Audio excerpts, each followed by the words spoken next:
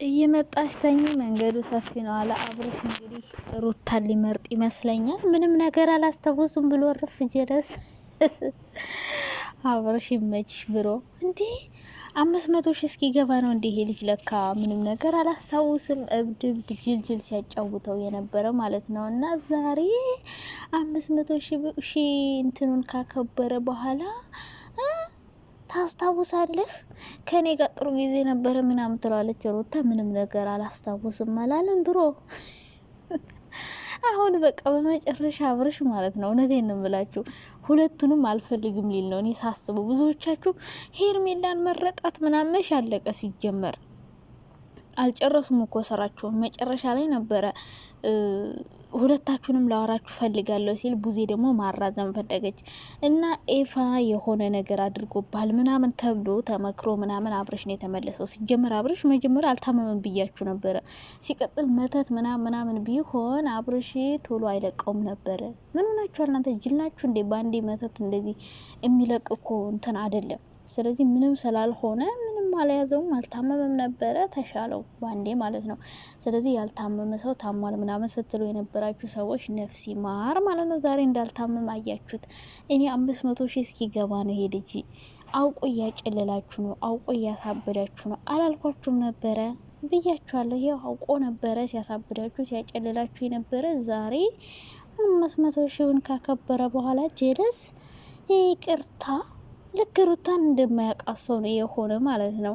እና 500 ሺህ እስኪገባ የተጀመረ ድራማ ነበረ። 500 ሺህ ገባ፣ እንትኑን አከበረ፣ ደስታውን አከበረ በሚገባ። ከዛ ወደ ራሱ ተመለሰ። አሁን ደግሞ ሁለቱንም አልፈልጋችሁም ይላል። ምክንያቱም ሄርሜላንም ሩታንም እኔ እንደዛ ነው ማሰቡ። በተለይ ሩታን አሁን በቃ እንደማይፈልጋት ነው ከፊቱ ላይ እንደምናየው ከሆነ። ኤፍሬምንም ሂድልኝ ብሏል። ሩታ ደግሞ ካሁን በፊት ጥሩ ጊዜ አሳልፈን ነበረ ስትለው ይቅርታ ምንም ነገር እንዳሳልፍን አላስታውሱም ብሎላችሁ እርፍ ጀለስ። ስለዚህ ይሄ ማለት አብርሽ ሩታንም የሆነ ነገር አረገችኝ በሚል ሰበብ ከሷ ላይ ርቅ ነው ማለት ነው። ሄርሜላን ደግሞ እኔ እንደዚያ ታምሜ ለምንድን ነው ከሩታ ጋር ሰጣ ገባ ውስጥ የገባሽው? የኔ ጤና ነው የሚበልጥ፣ አንቺ ግን እኔን የራስሽ ለማድረግ ነበረ ስትጋፈጭ የነበረው እንጂ ለእኔ አላሰብሽልኝም ወይም አልተጨነቅሽልኝም በማለት እንግዲህ ሄርሜላንም ሩታንም አልፈልግሽ የሚልና አብርሽ ከሌላ ሴት ጋር ይመጣል ማለት ነው። ከሌላ ሴት ጋር ይመጣል። አቤላንም አይታችሁታል አይደለ? ከዛችኛዋ ቼከሱ ጋር ቪዲዮ እየሰራ። ስለዚህ አብርሽ ሁለቱንም አልፈልግም ነው የሚለው። ከዛ ሁለቱንም አልፈልግም ይልና ሌላ ሴት ጋር ይመጣና ደግሞ አመቱን ሙሉ አብርሽ እንድንል ሌላ ሶስተኛ ሴት ያመጣና ከዛ ሁለቱ ሴቶች ደግሞ የኔ ነው እያሉ ሲጣሉ ምናምን አስቡት። ወይ ደግሞ ሁለቱ እርጉዝ ይሆናሉ፣ አንዷ ስትወልድ ከአንዷ ሲሄድ ምናምን እንደዚህ እየተቧጨቁ ሲኖሩ ነው የማየው። አሁን ግን ቡዜ ስራዋን ስለሰራች የልቧ ስለደረሰላት አብርሽ ሩታኒ አልፈልግም እንዲል አርጋ ሳምና ስላመጣችው እንደዚህ በል ብላ በቃ አብርሽ አሁን ምን እንደሚል ብዙ ታውቃለች፣ መክራዋለች በስርዓት። ምንም ስጋት የለባትም። እሷ ጋር ነው የቆየው። በደንብ መክረውበት አሰቡበት የመጡት ነገር ነው። መጀመሪያ ሄርሜላ ስራዋን ሰርታለች። ሩታን እንዲጣሉት ሁሉ ሰዎች ሩታ ማንን ነው እንዲጣሏት ያረገችው? ሩታን እንዲጣሏት አረገች። ማን? ሄርሜላ ሁሉ ሰው ሩታን እንዲጣሏት፣ ስለ ሩታ መጥፎ ነገር እንዲያወሩ እንዲያስቡ ካረገች በኋላ ምን አደረገች? ከቤተሰብ ጋር ጋጨች። ከዛ እሱን ወደ ራሷ ለማምጣት ብዙ ነገሮችን ተጠቅማለች። እንኳን ከቤተሰብ ጋር ብቻ አይደለም በነገራችን ላይ ከቤተሰብ ጋር ብቻ ሳይሆን እንትን እያለች የነበረው ከራሱ ከኦዲየንስ ከተመልካች ጋር ሁሉ ነው እየተጣላች የነበረው። ማን? ሩታን ማለት ነው እንድትጠላ ያደረገቻት። ብዙ ሩታን የሚወዷት የሚደግፏት ሰዎች አሁን ሩታ ጋር የሉም። ሩታን አይወዷትም፣ ሩታን አይደግፏትም፣ ስለ ሩታ አያወሩም። ሁሉ ሰው ስለ ሩታ ኔጌቲቭ ነው የሚያወራው። ይህን ጥሩ ስራ ሰርታለች ሄርሜላ፣ መጀመሪያ ራሷ ላይ ሰርታለች። ሁሉ ሰው አብርሽን ሩታን ጠልቷ እሷን እንዲወድ አድርጋለች፣ ኢቭን ፋሚሊ። ስለዚህ ቡዜ አብርሽ ማንን እንደሚመርጥ ምን አይነት ወሬ እንደሚያወራ እያስጠነቀቀችው ነበረ። ሁለቱንም አልፈልግም እንዳይል በውሳኔ እንዳትጸጸት ምናምን እያለችው ነበረ ቡዜ ማለት ነው። ሶ ምንድነው ዋናው ሀሳቧ? እሷ ሩታን እንደማይፈልጋት ነግሯታል ማለት ነው። ታውቃለች አብርሽ ምን እንደሚል ምን እንደሚመልስ፣ እዚህ ጋር መልሱ ምን እንደሚሆን ስለምታውቅ በቃ ቀድማ መልሱን ታውቃለች። ሰው ቀድመ ስለ ውሳኔ ተጠንቀቅ ምናምን አለች እና አሁን አብረሽ ሁሉንም ላሽ ሌላቸው ነው ብዬ ነው ያሰብኩት። ምክንያቱም ያኔ አብረሽ እንደዚች አይነት ድራማ የፈጠረ አንደኛ 500,000 ለመግባት ነው፣ ሁለተኛ ሄርሜላ 10 ሽማግሌ ላክ፣ እርጉዝ ነኝ፣ ሆዴ ገፋ፣ አብረን እንኖር፣ በቃ ብዙ ነገሮች እያለችው ስለነበረ ምክንያት ነው የፈለገው ከሷ ለመራቅ።